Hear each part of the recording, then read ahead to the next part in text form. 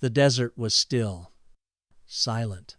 Not a whisper of wind moved through the harsh expanse of White Sands, New Mexico.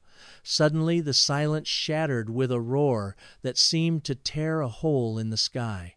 A sleek missile launched upward, trailing smoke and flame, its scream echoing across the test range. Men in uniforms and lab coats watched with tense expressions.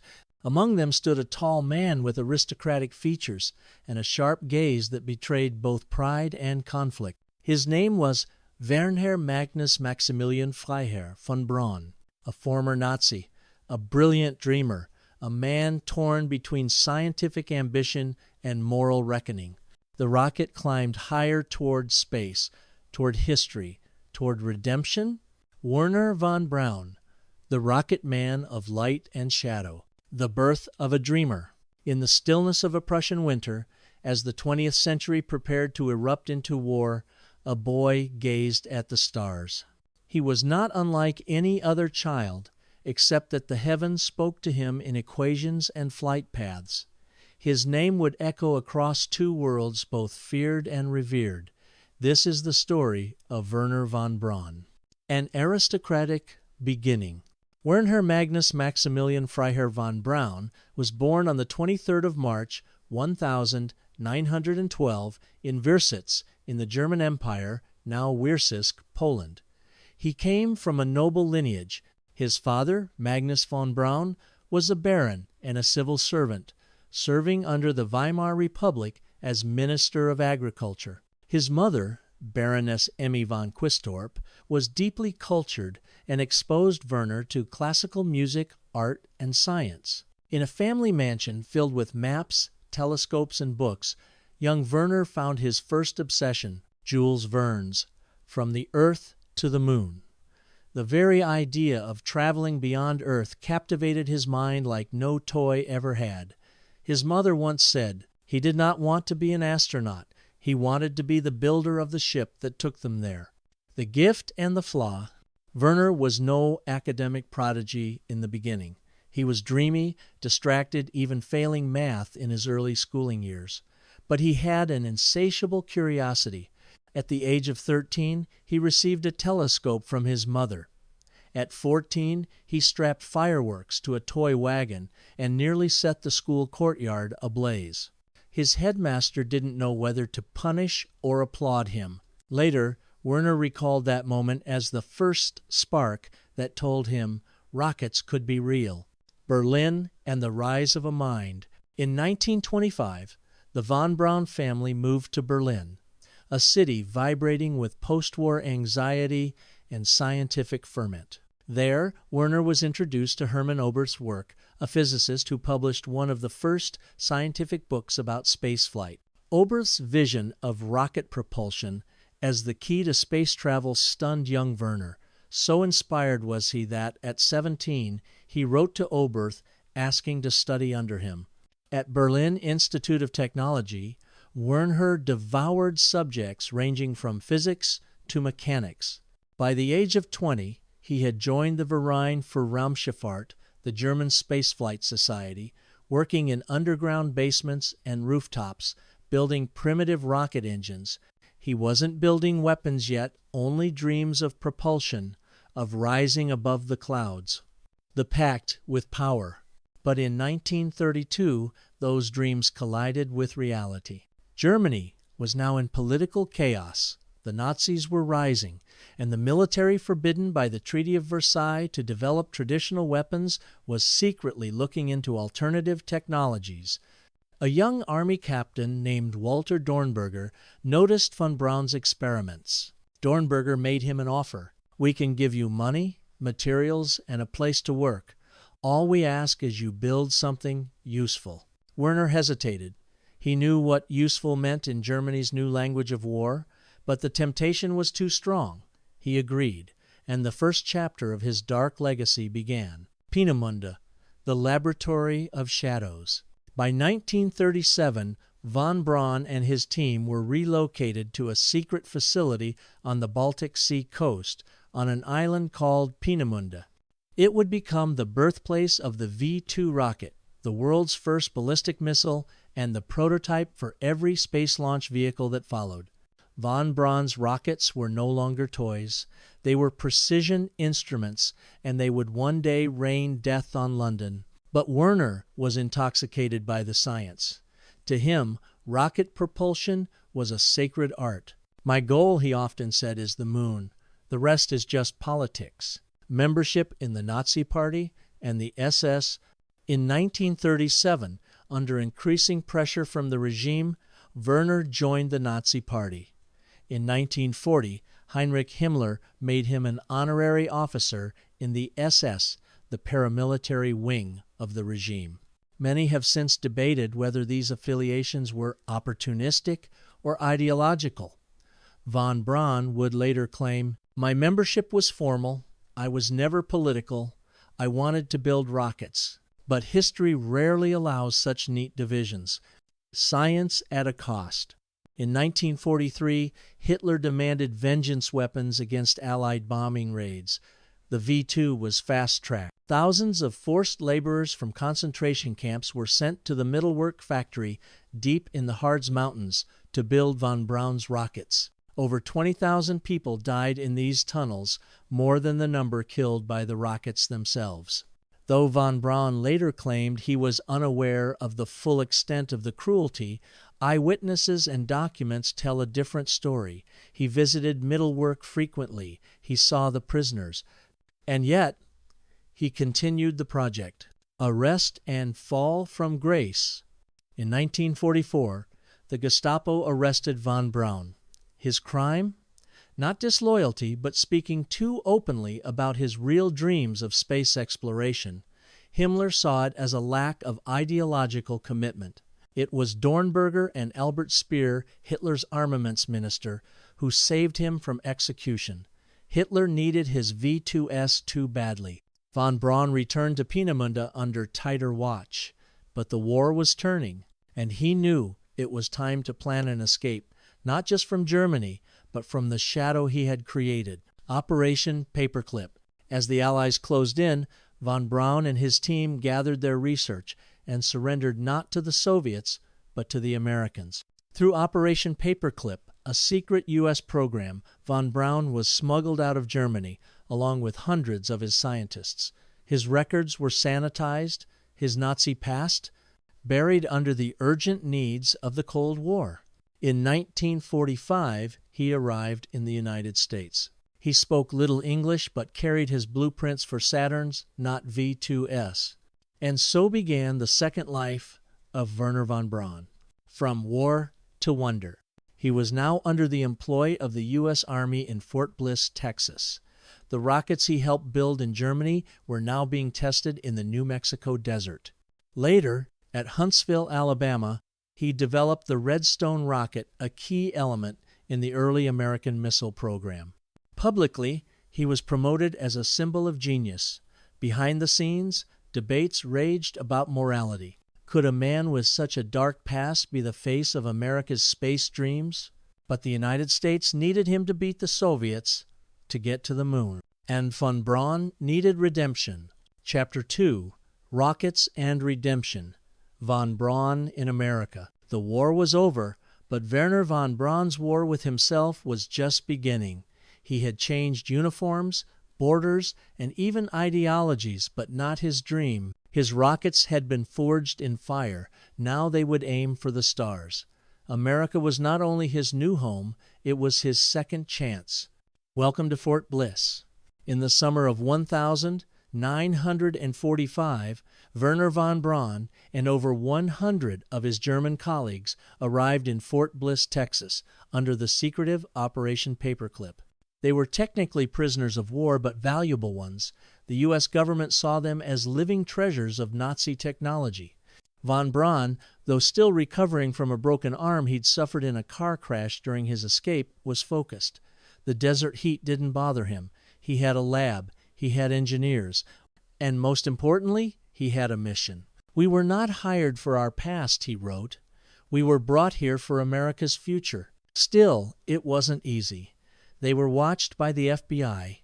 Locals called them "those Germans." Some questioned how a former SS officer could walk freely on U.S. soil, but von Braun kept his focus on the drawing board. V2 Reborn, the White Sands tests. The team's first assignment was to reconstruct and test V2 rockets using leftover parts shipped from Germany. These launches took place at White Sands Proving Ground in New Mexico, vast, dry, and desolate. Between 1,946 and 1,952, more than 60 V2 rockets were tested. They were no longer weapons, but scientific instruments. Von Braun insisted that their guidance systems be adapted for atmospheric and cosmic measurements. The flights carried cameras, biological samples, and instruments to study the upper layers of Earth's atmosphere, laying the groundwork for modern space science. For von Braun, this was not just technological evolution, it was moral transformation. Huntsville, the new rocket city. By the early 1950s, von Braun and his team were relocated to Redstone Arsenal in Huntsville, Alabama. The city would soon be known as Rocket City, USA. Here, von Braun designed the Redstone missile, America's first large ballistic missile. It would become the launch vehicle for the first live nuclear warhead tests and, later, the vehicle that carried Alan Shepard, the first American in space. But von Braun didn't see missiles as weapons. He saw them as stepping stones. His public lectures, newspaper articles, and television appearances turned him into a national celebrity, a rocket scientist on prime time. In the mid-1950s, von Braun partnered with Walt Disney. Yes, that Disney. Together, they produced a series of educational television episodes, including Man in Space and Mars and Beyond. Von Braun explained complex physics with charm and simplicity. Millions of Americans, many of them children, watched these programs in awe. For a brief moment, the former Nazi officer became a beloved family figure on American television. "My entire life has been to make people dream big," he once said. "Disney helped me broadcast that dream." Sputnik, the wake-up call. On the 4th of October, 1957, the Soviet Union launched Sputnik 1, the first artificial satellite. It shocked the world. Americans panicked. How had the USSR, America's Cold War rival, beaten them into space? Schools demanded more science programs. Congress scrambled for answers. Von Braun? He had warned about Soviet advancements for years. "We could have launched a satellite 2 years ago," he fumed in private. "But Washington thought I was dreaming." Now they were ready to listen. Explorer 1 and the birth of NASA. Within months, von Braun's team was given the green light. On the 31st of January, 1958, Explorer 1, America's first satellite, was launched into orbit atop a Juno 1 rocket, a direct descendant of von Braun's Redstone. It wasn't just a symbolic victory. Explorer 1 carried instruments that discovered the Van Allen radiation belts, a major scientific breakthrough. The success of Explorer 1 directly led to the formation of NASA later that year. And who would become one of NASA's most powerful figures? Wernher von Braun, now fully American, legally naturalized, and riding a new wave of purpose. The moon, the dream that never died. Von Braun was now more than an engineer. He was a visionary. He published elaborate proposals on moon bases, Mars colonies, and nuclear-powered spaceships. To critics who said it was fantasy, he replied, "Yesterday's dream is today's blueprint, tomorrow's reality." He insisted that space travel wasn't just about Cold War competition. It was about the survival and evolution of humanity. But to achieve that, America first needed to win the most publicized race of all, the race to the moon. Saturn, the rocket to end all rockets. In 1960, von Braun's team was absorbed fully into NASA and relocated to the Marshall Space Flight Center, also in Huntsville. Here, von Braun led the development of the Saturn V rocket, a colossal 36-story, tall, 3-stage launch vehicle. Its thrust would exceed 7.5 million pounds, enough to carry astronauts, lunar modules, and supplies into space. The engineering challenges were immense: vibration dampening, fuel stability, trajectory programming, atmospheric re-entry, but von Braun pushed harder than ever. "If I have seen further," he said, echoing Newton, "it is by standing on the shoulders of 5,000 engineers." A man on the moon. On the 16th of July, 1969, Apollo 11 launched from Cape Kennedy atop a Saturn V. 4 days later, humanity touched the moon. The world watched in awe as Neil Armstrong stepped onto the lunar surface. Back in Huntsville, tears ran down von Braun's face. This was his life's work realized. In an interview the next day, he said, "This is not the triumph of a man. It is the triumph of mankind's faith in science, courage, and imagination. From hero to question mark." The moon landing crowned von Braun as a hero, but shadows lingered. As the Vietnam War escalated and social movements questioned authority, journalists and historians began to reinvestigate his Nazi past. Reports emerged again about middle work, about slave labor, about his SS rank. Von Braun refused to publicly defend himself, though he privately admitted, "Perhaps I should have walked away. But if I had, there would have been no moon landing, and perhaps no future." It was a morally impossible defense, and one that history would struggle to resolve. Chapter 3, Shadows and Stars, The Legacy of von Braun. The sky had welcomed him. The moon had heard his name. Yet below the heavens, the earth began to stir with questions of justice, of history, of the price of dreams. Wernher von Braun had reached the stars, but could he outrun the shadows of his past? The moon's long shadow. After the triumphant success of Apollo 11 in 1969, von Braun's life seemed complete. He was hailed in magazines, feted at banquets, and received honorary degrees across the country. Yet within months, a strange unease settled over him. He had led humanity to the moon, and now no one seemed to know what came next. Funding for space exploration began to dry up. The Apollo program, once the centerpiece of American prestige, was seen by many politicians as mission accomplished. Von Braun had grand plans: a permanent lunar base, a manned mission to Mars by the 1980s, and the creation of an orbiting space station. But these dreams collided with earthly concerns: inflation, the Cold War, the Vietnam conflict, and a restless public more focused on problems at home than voyages beyond the sky. The rise of doubt. In 1970, von Braun was promoted to NASA Deputy Associate Administrator at headquarters in Washington, D.C. It was a political role, administrative, bureaucratic, and far from the labs and rockets he loved. He found himself writing memos, attending congressional hearings, and lobbying for funds instead of designing propulsion systems. It drained him.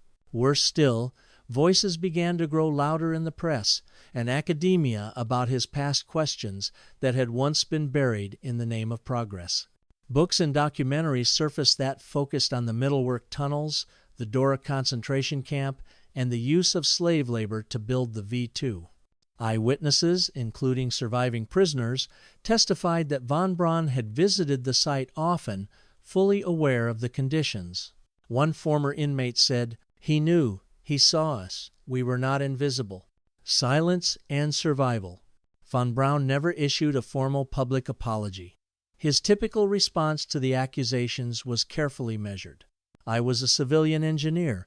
I was interested in space. I did not run camps. I did not order deaths." It was true that he had not overseen executions, but it was also true that he had accepted the system that enabled them in exchange for resources to pursue his dream. Privately, friends noticed his energy declining. He became more withdrawn, more philosophical. In one letter to a colleague, he wrote, "To reach the stars, I had to pass through hell. I wonder in the end if it was worth it." Exit from NASA. In 1972, After growing frustration and loss of influence, von Braun resigned from NASA. The Apollo program had ended with Apollo 17. Plans for Mars had been shelved indefinitely. He joined Fairchild Industries, a private aerospace company, as vice president for engineering and development. But his days of leading vast teams of engineers and guiding a national mission were behind him. In a 1,975 speech at a university, he warned, "If we stop dreaming, we will stop growing.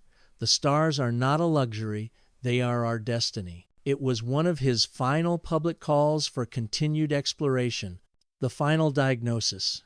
That same year, von Braun was diagnosed with kidney cancer. He did not announce it publicly. Few outside his family and close circle knew the full extent of his illness. He continued working, even as his health declined rapidly. He poured his remaining energy into writing, giving occasional interviews, and encouraging young scientists. To many of them, he was still a hero, the man who brought the world to the moon. To others, he remained an enigma, half visionary, half villain. The Last Lecture. In early 1977, von Braun gave his final public appearance, a lecture at the National Space Institute, which he had helped establish. Speaking softly, he addressed an audience of young engineers. "Do not let our time be the final chapter. We are only the beginning. The earth is the cradle of humanity, but we cannot live in the cradle forever. I am not proud of everything I've done, but I am proud that we reached for something greater than ourselves." He received a standing ovation. A few in the crowd had tears in their eyes. Death of a Rocket Man. On the 16th of June, 1977, Wernher von Braun died in Alexandria, Virginia, at the age of 65. He was buried with little fanfare. His grave marker at Ivy Hill Cemetery is modest, etched with a simple cross in the words, Psalm 19:1, "The heavens declare the glory of God. The skies proclaim the work of his hands." A fitting epitaph for a man who had spent his life chasing the sky. Judgment and legacy. The years after his death brought waves of reassessment. Some portrayed him as a cold opportunist, a man who made a Faustian bargain with evil to pursue his dreams. Others painted him as a redeemed visionary, whose genius ultimately served a higher purpose. Museums around the world began presenting more balanced narratives, acknowledging both the suffering tied to the V2 and the triumphs of Apollo. In Germany, his legacy remains controversial. In the United States, he is still listed among NASA's most influential figures. Historian Michael Neufeld perhaps put it best. Wernher von Braun lived two lives, one under tyranny, the other under liberty. He gave the world its wings but could never escape his roots. The future he envisioned. Decades after his death, many of von Braun's visions are slowly becoming reality. Permanent space stations. The International Space Station has been orbiting Earth since 1998. Return to the Moon. NASA's Artemis program seeks to establish a long-term lunar presence. Journey to Mars. Private companies like SpaceX and national agencies alike are developing the technology to reach the red planet. Von Braun predicted all of it and more. He once said, "Our purpose is not to build bigger bombs, but bigger dreams. A story written in fire and stars." In the final reckoning, Wernher von Braun remains one of the most complex figures in the history of science. He was a visionary, yes, but also a compromiser. He built machines that killed thousands, and others that carried humanity to the moon. He worked under two flags, two ideologies, and two very different histories. And yet, the night sky, the one he loved so deeply, makes no moral judgments. It remains silent, watching, as rockets rise into the void.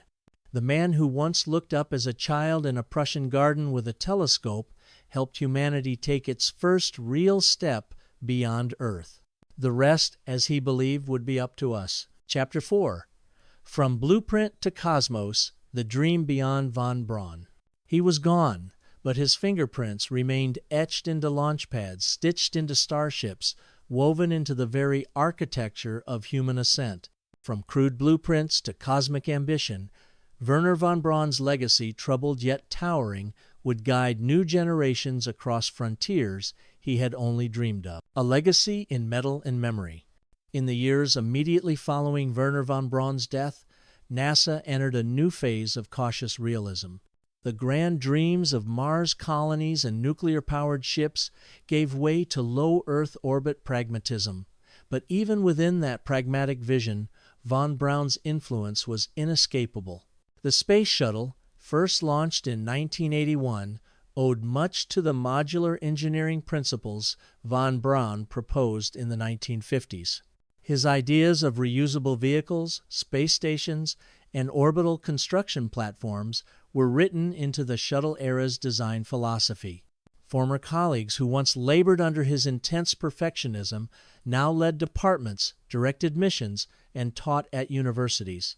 His echo was everywhere. The International Space Station, a piece of the dream. In 1998, a new project took form, one that von Braun would have regarded as the natural next step, the International Space Station, ISS. With modules contributed by NASA, Roscosmos, the European Space Agency, and others, the ISS embodied international cooperation, technological sophistication, and the notion of permanent human presence in space, all central themes in von Braun's writings. Though he did not live to see it, the station's existence was a form of delayed vindication. One of his early designs from 1952 even resembles the ISS's rotating modules and solar arrays. "We are building not just machines," von Braun once wrote, "but the tools for a new civilization, the Moon revisited, Artemis and beyond." In the 2010S and 2020S, humanity once again turned its eyes toward the Moon. The Artemis program, led by NASA with international partners, aimed to return astronauts to the lunar surface, including the first woman and person of color. At its core was the Space Launch System, SLS, a super-heavy lift rocket whose size and power invited comparisons to von Braun's Saturn V. Old footage of Apollo was replayed on new screens. Museums refurbished their Saturn V replicas. Students studied von Braun's trajectory math as they wrote new code for digital navigation. A new generation, some skeptical of his past, found relevance in his designs. The private space revolution, but perhaps the most unexpected continuation of von Braun's vision, came not from governments, but from private enterprise. Companies like SpaceX, Blue Origin, and Rocket Lab reimagined the rocket industry. They borrowed freely from von Braun's principles: vertical integration, rapid prototyping, iterative design, and above all, vision. Elon Musk, founder of SpaceX, often cited von Braun's writings as inspiration. "He didn't just build rockets," Musk said in an interview. "He built the dream of being a multiplanetary species. That's what we're trying to make real." SpaceX's Starship, the largest rocket ever developed, could not have been built without the foundation von Braun laid both technically and culturally. Pop culture, the myth of the rocket man. Even beyond the launch pads and mission logs, von Braun became a figure of fascination in literature, film, and music. In Tom Wolfe's The Right Stuff, he appears as both myth and man, a bridge between German science and American ambition. In Philip K. Dick's dystopias, echoes of his Faustian bargain with power are turned into cautionary tales. The television series For All Mankind portrays alternate histories where von Braun's role is debated in government hearings. Even David Bowie's space-traveling persona and Elton John's Rocket Man are indirect spiritual heirs to the romantic, tragic arc that von Braun's life embodied. In fiction, he was both the Prometheus of propulsion and the Icarus of ideology. Museums, memorials, and moral reckoning. Today, von Braun's story is preserved in museums across the world. The U.S. Space and Rocket Center in Huntsville, Alabama, features a full Saturn V rocket built under his direction. The Smithsonian Air and Space Museum in Washington, D.C., displays V-2 and Redstone rockets side by side. In Germany, the Dora Mittelbau Memorial honors the thousands who perished building the rockets with frank documentation of von Braun's complicity. Unlike the early years of silence, today's exhibits confront the duality of his legacy, his brilliance, and his betrayal. At the heart of these presentations is a question: can we separate a man's genius from his moral choices? The world still does not agree on the answer. Philosophical reflections: the dual edge of ambition. Historians and ethicists continue to debate von Braun's central dilemma: the pursuit of greatness under immoral conditions. Some argue that without him, the space age would have been delayed by decades. Others say that his silence about Nazi crimes was unforgivable, regardless of scientific payoff. He once claimed, "Nature does not know good or evil. It only knows cause and effect. Yet society must answer to both." His story became a case study in ethics classes where students were asked, "Would you have joined the Nazi Party to fund your dream? Can science exist outside politics? Should ends ever justify means?" Family, faith, and final word. Few know that Wernher von Braun was also a man of faith. A Lutheran by upbringing, he embraced Christianity more deeply in his later years. He wrote articles on the compatibility of science and belief, arguing that exploring the universe was a way of glorifying creation, not replacing it. He raised 3 children and was said to be a devoted father. His daughter, Margaret, became a scientist and environmental advocate. In one of his last essays, he wrote, "The farther we probe into the universe, the more we find it ordered by reason and symmetry. This is not randomness. This is design." Whether divine, natural, or mathematical, von Braun never stopped believing in a purpose beyond the visible. Legacy in the stars.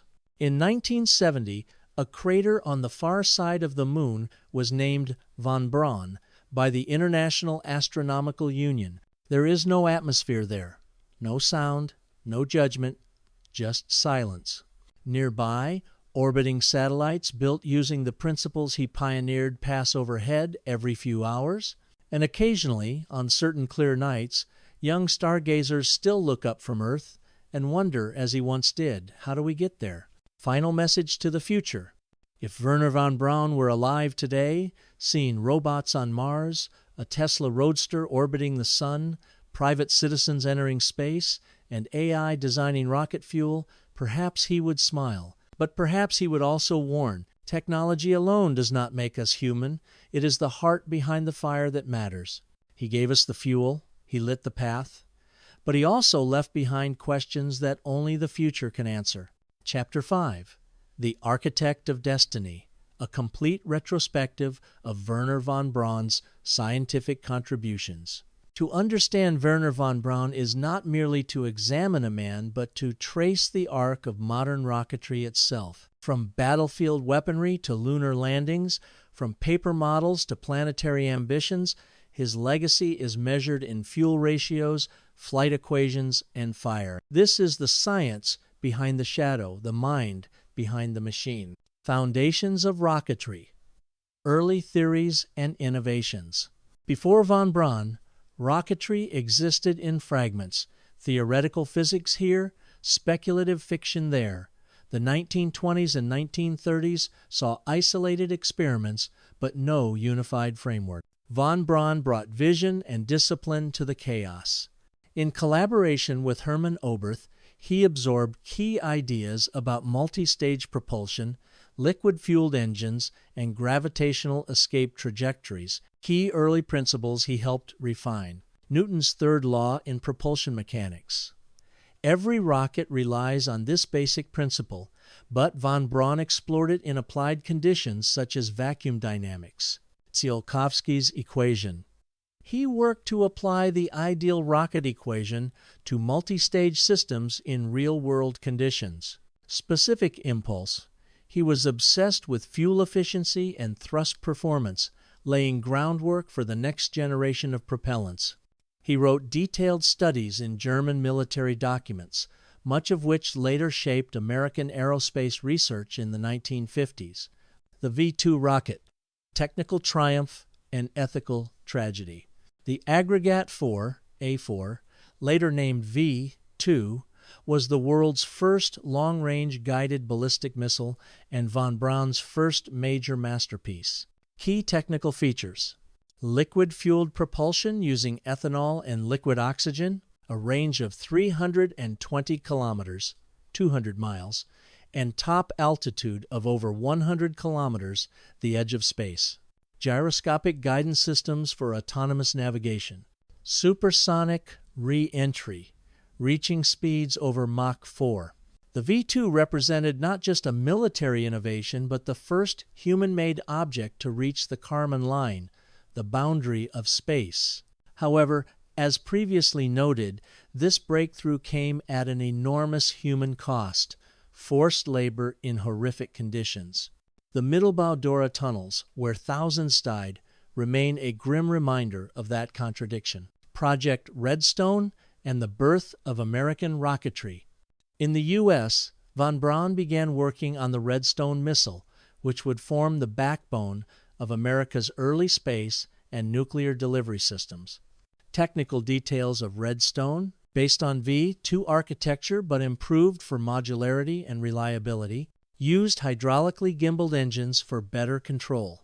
Later adapted into the Jupiter C and Juno 1 configurations, Explorer 1, America's first satellite, was launched aboard a Juno I, a direct descendant of von Braun's Redstone technology. Redstone was also used in Project Mercury, carrying the first American, Alan Shepard, into space in 1961. Saturn I and Saturn IB, building toward the moon. Before the mighty Saturn V, von Braun's team at NASA developed Saturn I and Saturn IB, intermediate rockets used to test hardware and spaceflight procedures. Major innovations included clustered engine designs using H-on engines, development of instrument units, IU, for stage guidance and navigation, structural testing of large fuel tanks and interstage connectors. Saturn IB launched Apollo 7, the first manned test of the full Apollo Command and Service Module system in Earth orbit. These designs served as stepping stones toward the more ambitious engineering of the Saturn V. Saturn V, the apex of von Braun's vision. The Saturn V rocket remains the most powerful launch vehicle ever successfully flown. It was the machine that fulfilled humanity's millennia-old dream of touching another world. Key statistics: height, 363 feet, 110.6 meters. Stages 3. Thrust at liftoff, 7.5 million pounds. Payload capacity: over 140,000 kilograms to low Earth orbit, LEO. Engineering marvels: F1 engines, the largest single-chamber liquid-fueled engines ever built. Stage separation systems designed for zero-gravity precision. Redundant computing for navigation unheard of at the time. The Saturn V launched 13 missions, including Apollo 11, 12, 14, 15, 16, and 17, all crewed landings on the moon. Von Braun's Saturn V is still considered one of the most precise and reliable launch vehicles in history. Unfinished projects and future-facing designs. Beyond the Apollo missions, von Braun conceptualized several radical programs. Nuclear-powered spacecraft using Nerva engines for interplanetary travel. A permanent lunar base with modular construction launched via multiple Saturn V flights. A rotating space station with artificial gravity later echoed in popular culture like 2001, A Space Odyssey. Manned missions to Mars by the 1980s, requiring Earth orbit assembly and long-duration habitation. Though these projects were never realized in his lifetime, many of their technical blueprints are being revisited today. Contributions to systems engineering and management. Beyond technical design, von Braun revolutionized the management of large-scale engineering projects, especially under government bureaucracy. He emphasized integrated teams combining engineers, physicists, project managers, and policy advisors. Tiered testing protocols, where each subsystem was independently tested and validated. Use of design by iteration, a forerunner to today's agile and lean practices in tech and engineering. Many modern aerospace firms model their program management structures on von Braun's Marshall Space Flight Center style.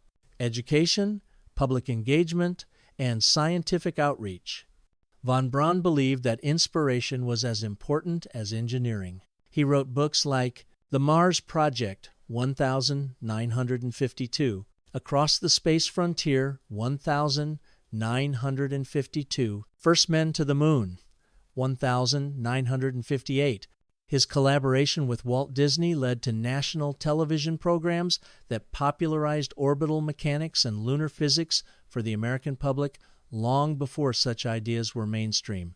Today, educational outreach in science and engineering often traces its modern roots to von Braun's early use of mass media to inspire STEM careers, awards, honors, and controversies. Over his lifetime, von Braun received National Medal of Science, 1975, NASA Distinguished Service Medal, honorary doctorates from more than 25 universities, membership in the National Academy of Engineering. However, these honors have frequently been tempered by ethical criticisms.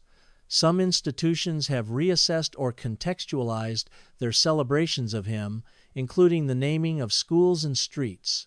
The scientific community continues to wrestle with his dual identity, visionary engineer and compromised moral actor. Final verdict from the scientific world. Among scientists and engineers, von Braun remains a benchmark of brilliance. His understanding of physics, thermodynamics, control systems, and astronautics was decades ahead of many peers. He demonstrated that human engineering could break the gravitational chains of Earth. But he also left behind a lingering question. Should science pursue ambition at any cost? Today, aerospace programs around the world are inspired by his successes and cautioned by his compromises. Chapter 6. Wernher von Braun in Public Memory. Hero, villain, or visionary. A statue may weather, a rocket may rust, but memory, public memory, is a battlefield of its own. In classrooms and city streets, in documentaries and dramas, in shadows and spotlights, the world continues to ask, who was Wernher von Braun? The dual image. The public image of Wernher von Braun has always been a study in contrast. To many Americans, especially those alive during the Apollo era, von Braun was the symbol of possibility. He was the man whose rockets took humans beyond Earth, whose speeches stirred imagination, whose charisma made space science feel almost divine. Yet to many Europeans, especially Germans, Poles, and survivors of the Holocaust, he remained a technocrat of tyranny, a man who leveraged Nazi patronage for personal ambition and whose creations helped devastate wartime cities. The divide is not just historical, it's emotional. In the United States, the space hero.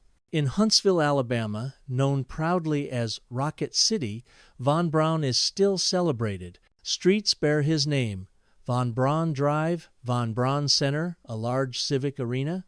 The U.S. Space and Rocket Center, his brainchild, educates millions of children. Former colleagues and NASA engineers host annual commemorations of his achievements. To these communities, he is not a war criminal, but the engineer of American space supremacy. One engineer said during a 1990s memorial, "He taught us how to think higher. Without him, there would have been no moon landing." In Germany, the complicated sun. In Germany, von Braun's legacy is far more complex and often contentious. While recognized for his scientific accomplishments, many German institutions have distanced themselves from outright veneration. In Peenemünde, The former rocket base has been converted into a museum, but it tells the story of forced labor, Nazi ambition, and the moral costs of innovation. You won't find many statues of von Braun in German cities.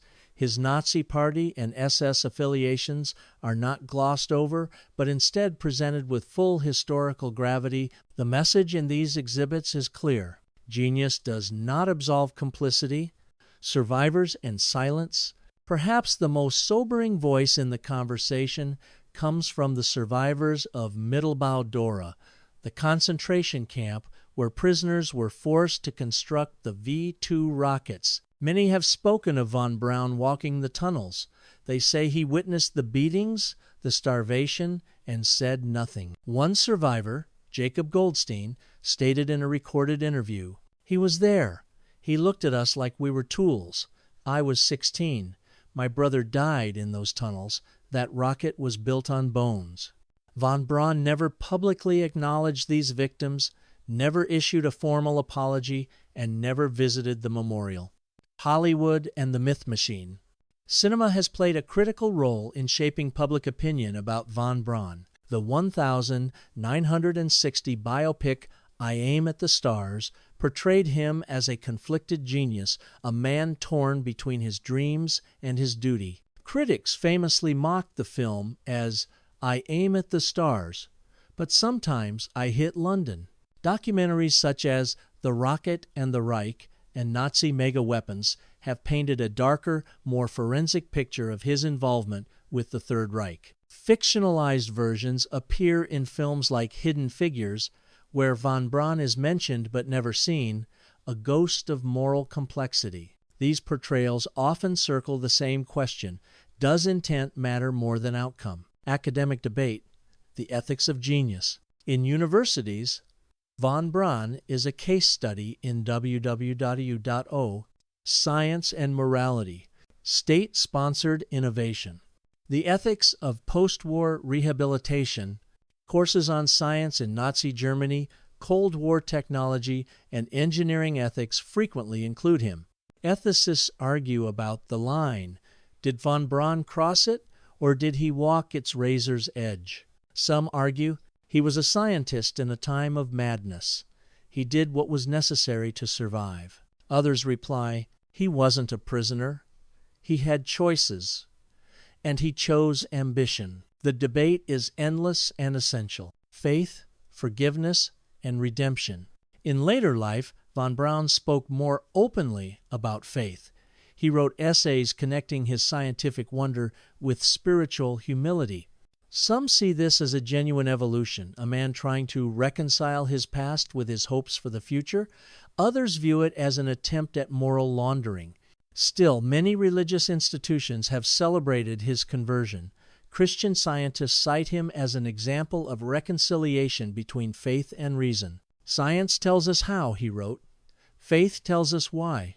Whether this faith cleanses the blood on his blueprint remains disputed. Cultural legacy. Rocket Man as archetype. The archetype of the flawed genius building machines for gods or governments has become a common theme in culture. In novels, games, and films, characters based loosely on von Braun emerge.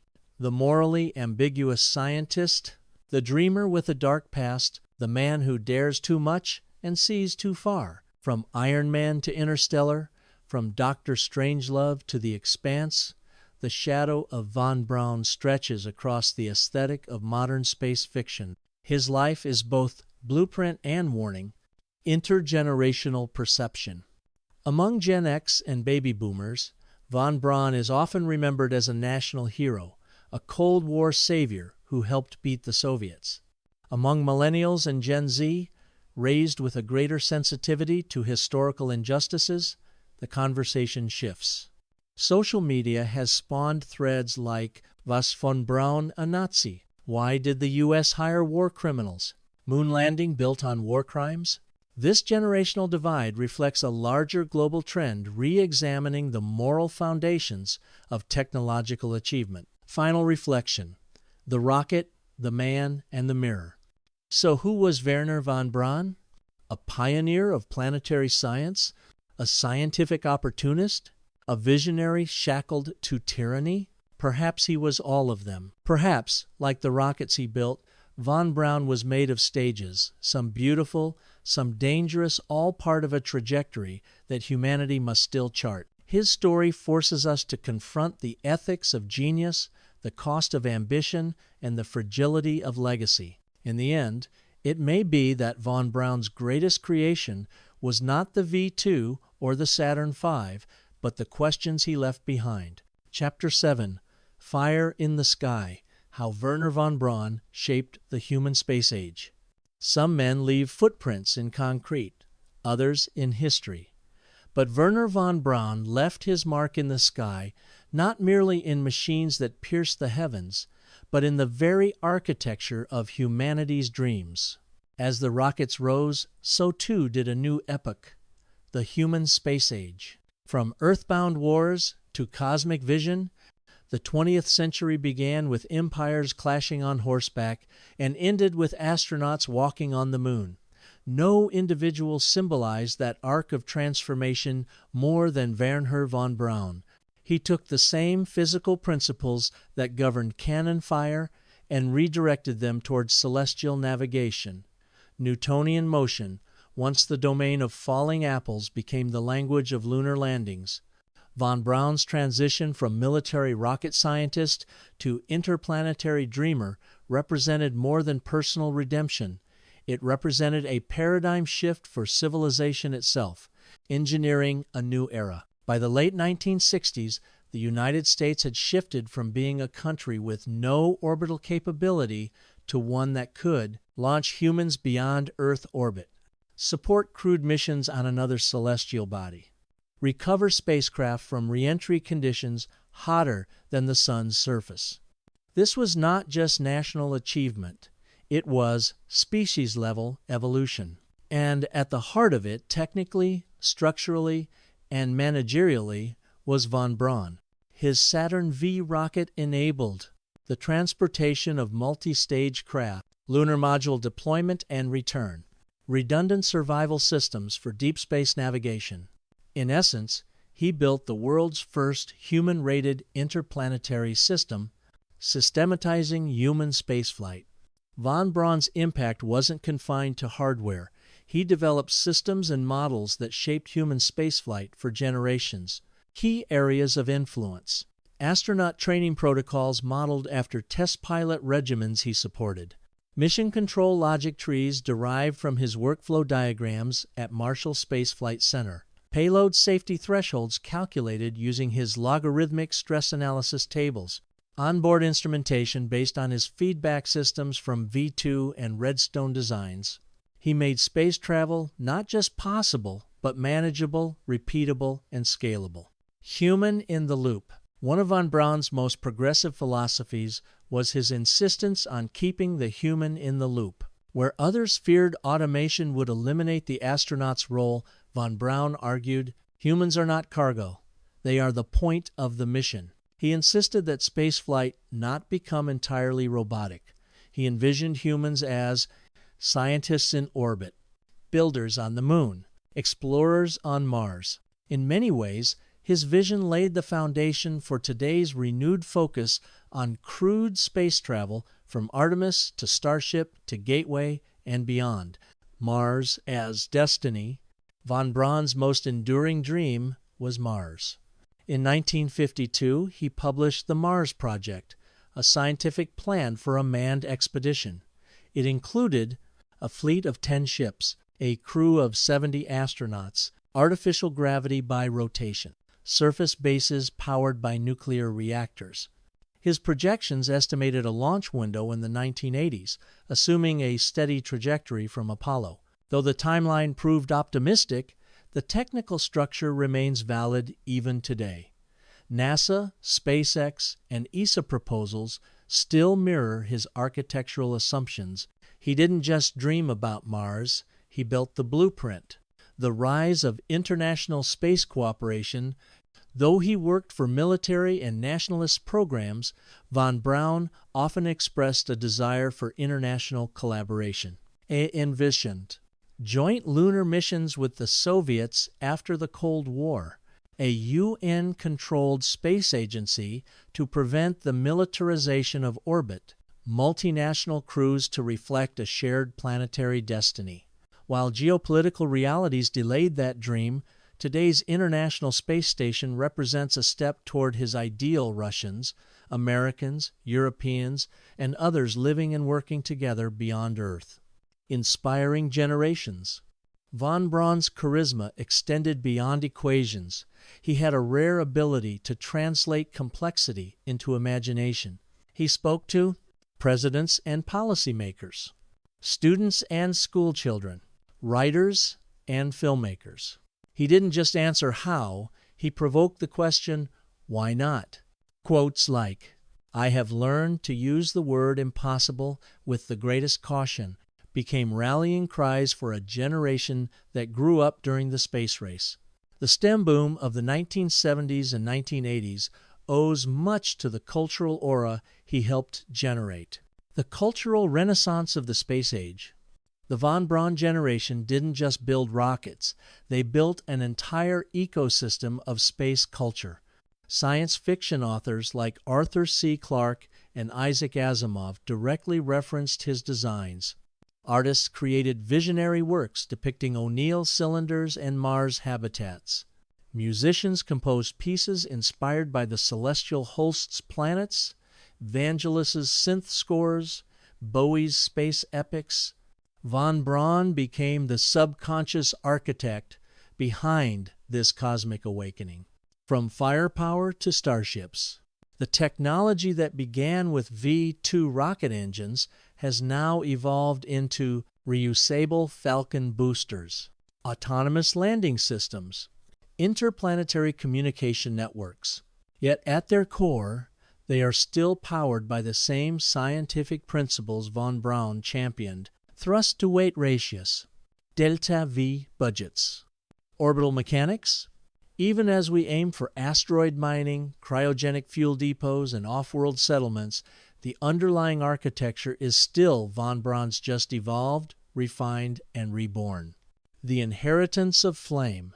Wernher von Braun once said, "We can lick gravity, but sometimes the paperwork is overwhelming." It was a joke, yes, but it also revealed his belief in human ingenuity triumphing over inertia, bureaucratic, or gravitational.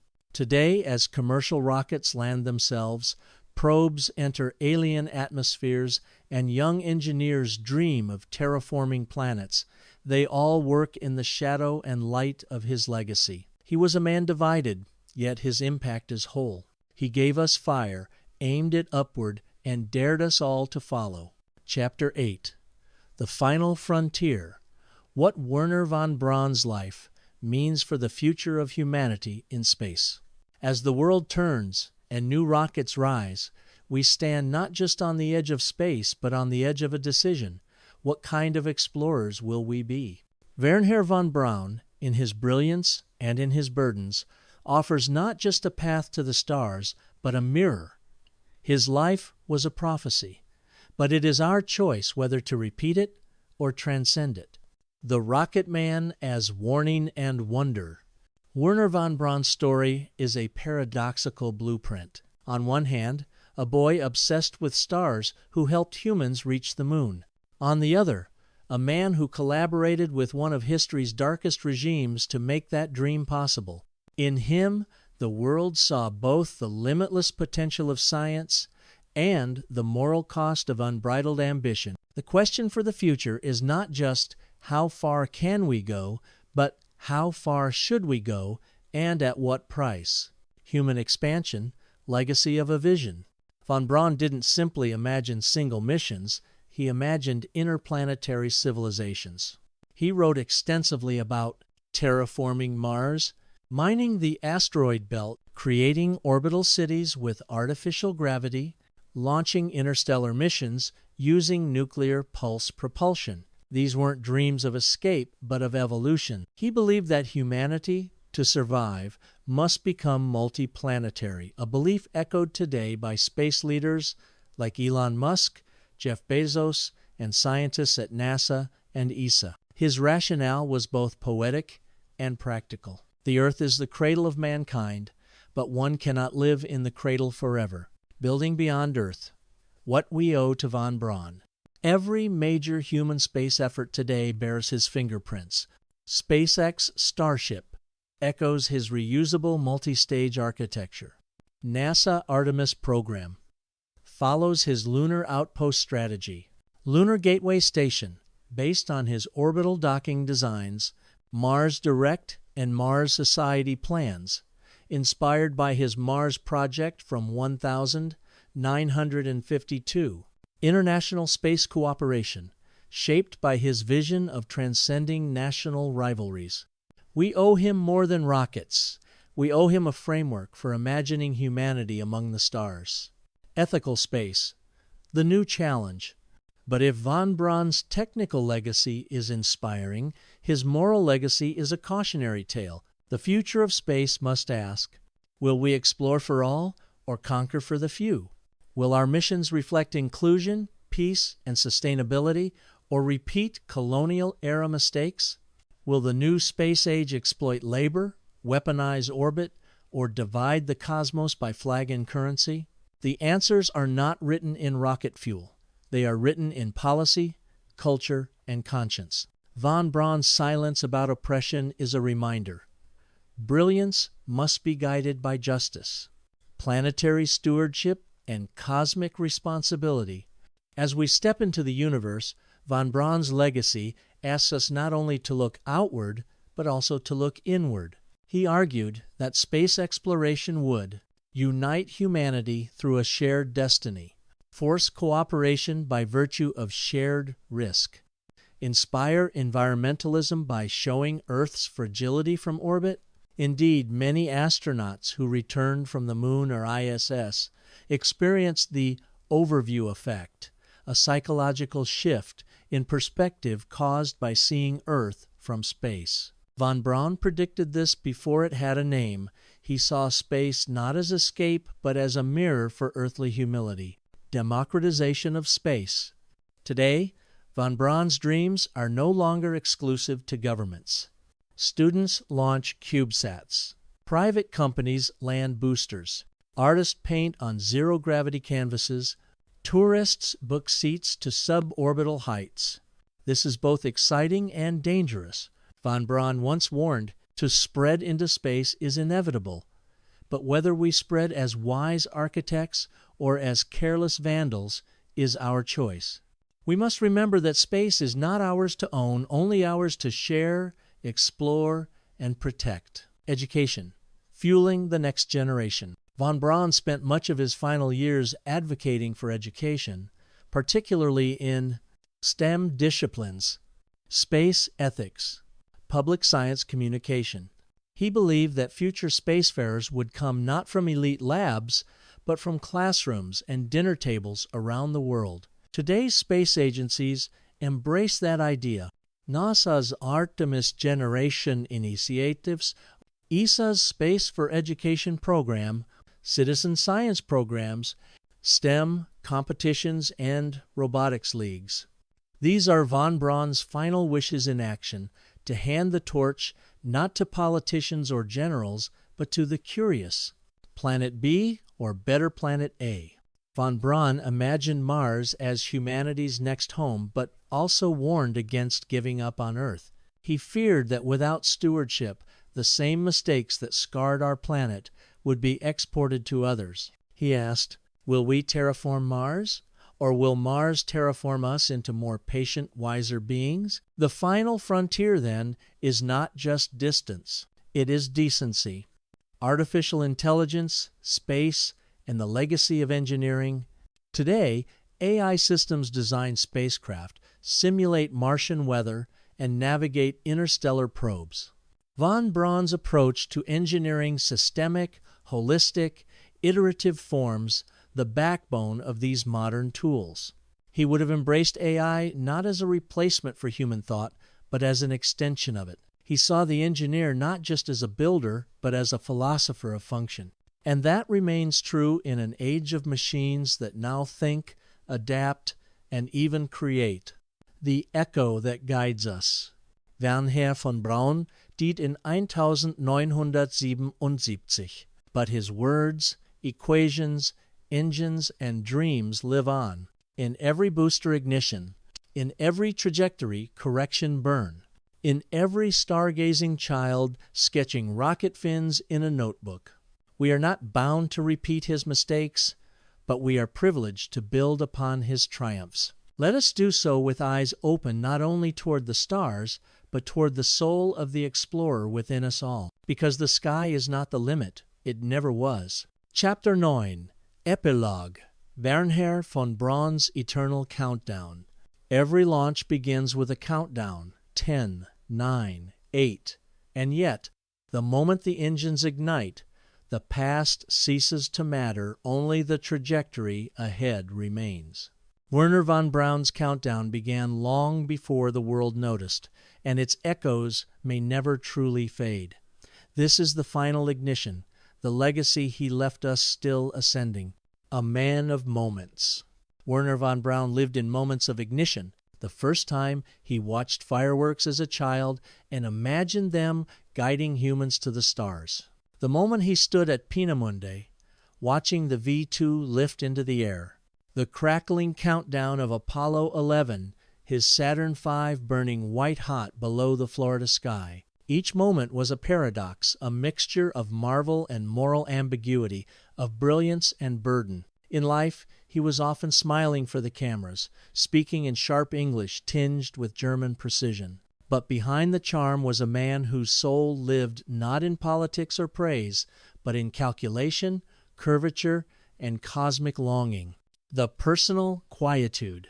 Though widely seen in public, Wernher von Braun kept many things private. His family life was quiet, grounded. His faith deepened with time, becoming a quiet force that underpinned his belief in purpose.